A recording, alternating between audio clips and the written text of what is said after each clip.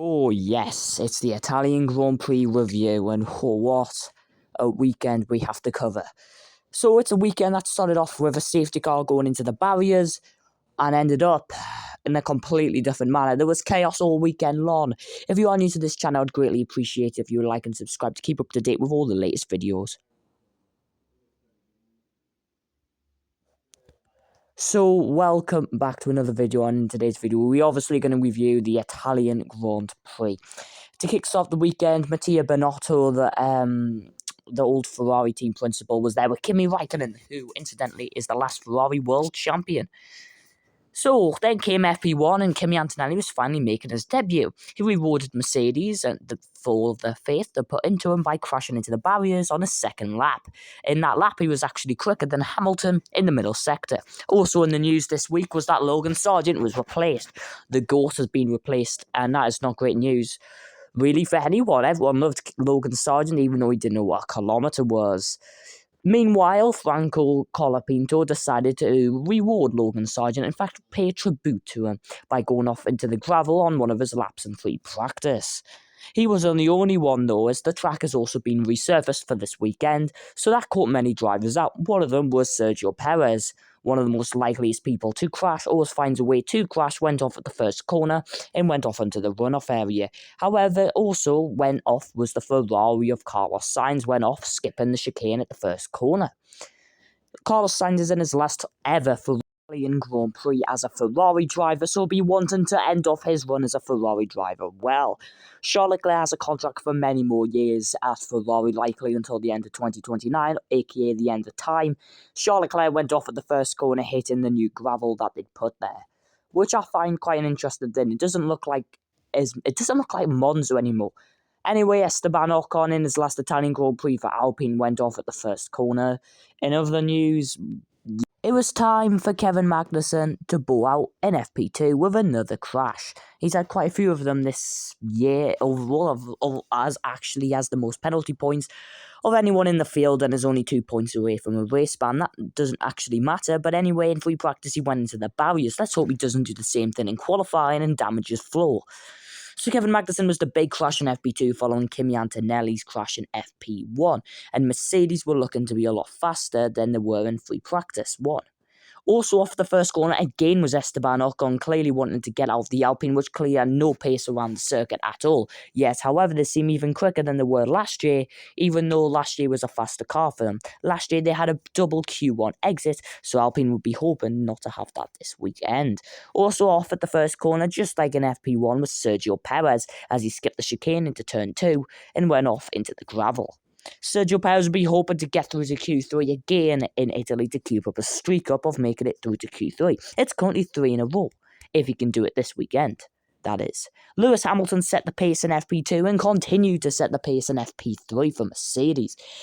Despite Verstappen top in FP1, Red Bull was struggling, and Mercedes or Lewis Hamilton looked as if he was going to be the prime position to do really well. Also, in other news, Kimi Antonelli was confirmed to get the Mercedes seat before FP3, and in other news, it looks as if Mercedes have already wrapped up their free practice world championship. They've taught more free practice sessions than anyone this year, and incidentally, they've got less wins and poles than pretty much everyone else. Lewis Hamilton went off at the first corner, just hitting the chicane, damaging his Mercedes, as Mercedes complained of their seats being very hot. The reasons for that are likely to be unknown, but there's some probably overcomplicated mechanical explanation behind it. Meanwhile, Williams' new boy Franco Colapinto went off again into the gravel, and let's hope he doesn't do the exact same thing at the exact same corner, at the exact same millimetre of the racetrack in qualifying. However, who was going off at the exact same part was Max Verstappen, who went off into the gravel as Red Bull finished 14th and 15th. Red Bull really out of the fight for pole position.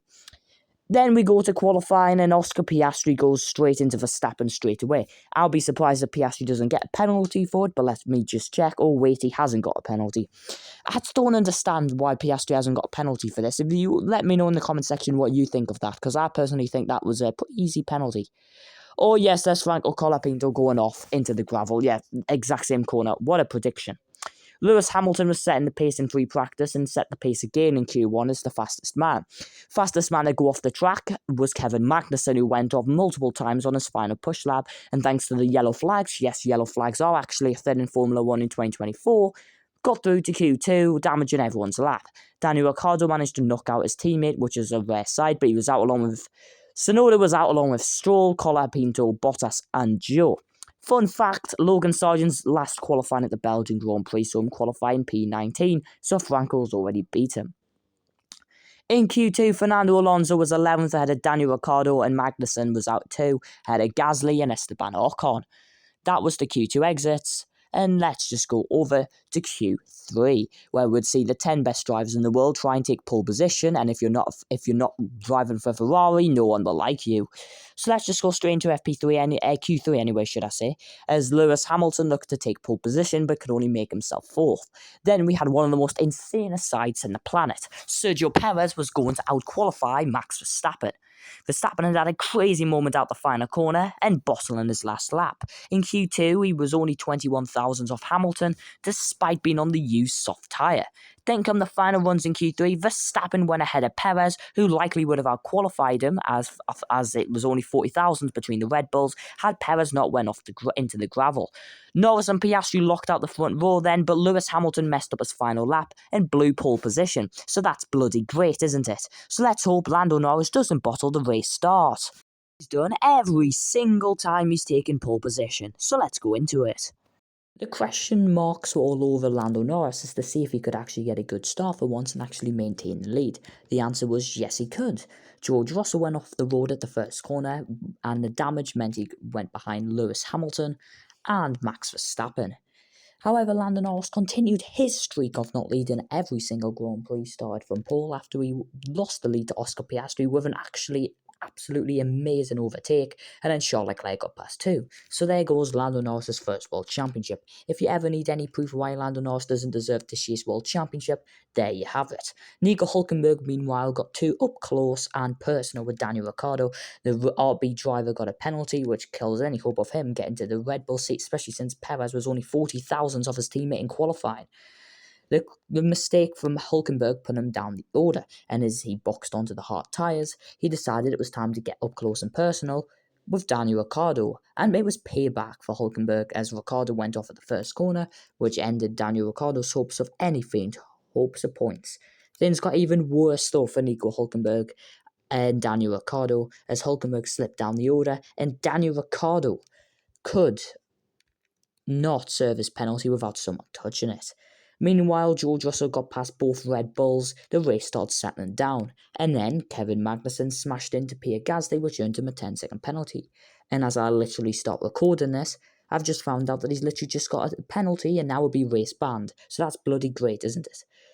So as George Russell finally got past some of the outrageous defence from Sergio Perez, it was all question marks on who would win. McLaren decided to two-stop it and completely threw away the win, opening the door for Charles Leclerc in something I can't believe I'm actually saying this, but a strategy masterclass from Charles Leclerc gifted him the lead of the race. The McLarens tried to hunt him down, but there was nothing they could do about it, and Charles Leclerc won the Italian Grand Prix. So it was an amazing Grand Prix, and loads of contact and all sorts of stuff that you would love in a Grand Prix. And finally for Ferrari, Charles Leclerc wins the Italian Grand Prix. So that justifies the theory then of Ferrari winning in Monaco and Italy. So thanks for watching, and I'll see you next time on F1 Hub.